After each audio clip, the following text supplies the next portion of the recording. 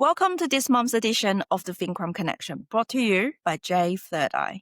I'm Jing, Business Development Manager, and joining me today is Colin Dixon, our CAM Certified AML Solution Specialist. This month, we'll be diving into three key topics. First, the alarming rise in child exploitation cases, highlighted in a recent Austrac article, but with implication for financial institutions across all of our markets. Second, a quick update on the latest changes to the Australian AML CTF regime. And finally, we'll preview the upcoming FIU conference in New Zealand. So let's get started. The news item on Austrac website was titled, Austrac urges financial services to look out for child exploitation transactions. Yeah, that news item was timed for release in the recent National Child Protection Week. It's good timing to publish this and raise awareness, but it's something that everyone should be aware of all the time and be covering in their risk assessment. Exploiting children is a nasty crime, and we should all be doing anything we can to identify the perpetrators. In addition, failing to do so is a risk for your business.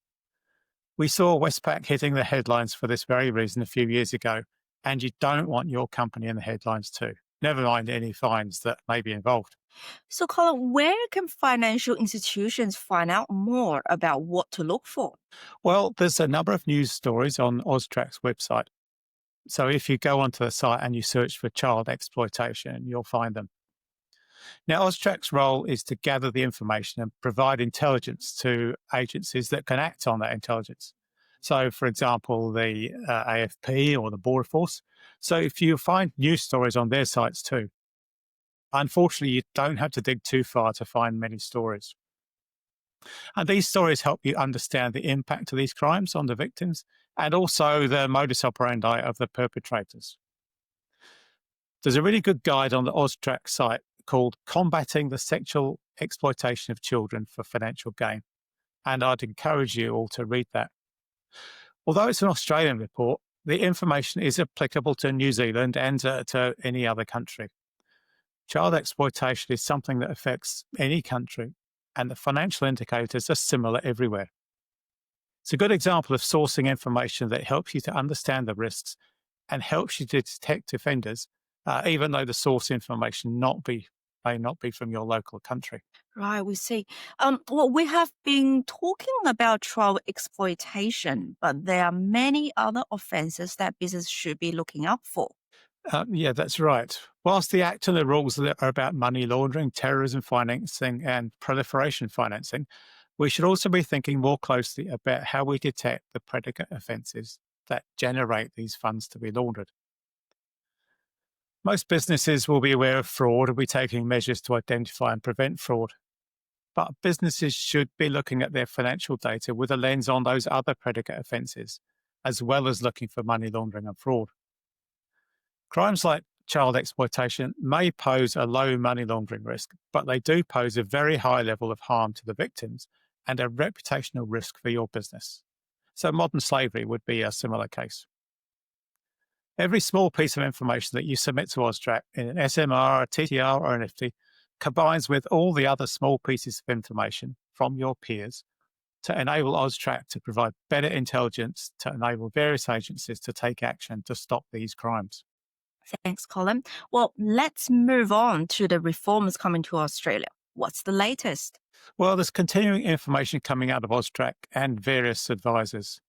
We saw the publication of the rules recently, and the next major stage from Austrac is the publication of guidance, which is planned for this month. But there's plenty more information on the Austrac site and from advisors. Just for example, in the last few weeks, I've attended webinars from Austrac that have been hosted by ACAMS and also the RegTech Association. Everyone should be planning how they'll approach the changes rather than waiting until the last minute. A reminder that the new rules apply to existing reporting entities from the 31st of March next year, and then tranche 2 from the 1st of July. And those dates, they're not far away. Fantastic. Well, moving on to our final topic, the upcoming FIU conference, co-hosted by the New Zealand FIU and ACAMS, is running from the 3rd to the 5th of November in Wellington. Well, I've been attending this conference most years since 2012, and it's consistently one of the best events in the financial crime calendar. J3 Eye has been a proud sponsor for the majority of those years and will be there again this year. The theme this year is the new financial battlefield, crime and the global power shift. As usual, there's going to be a great range of subjects, and I'm sure they'll be thought-provoking. So if you haven't registered yet, act fast, as the cutoff date is Friday, the 24th of October. Both in-person and virtual options are available, although I suspect in-person spots may be limited. If you're planning to attend, make sure you stop by the J3 Eye stand. We'd love to see you, have a chat, and hear about the compliance challenges you're navigating. Thanks, Colin. I'll be there too, and we hope to see you there as well. And that's it for this month's edition of the FinCrime Connection, brought to you by J3 Eye.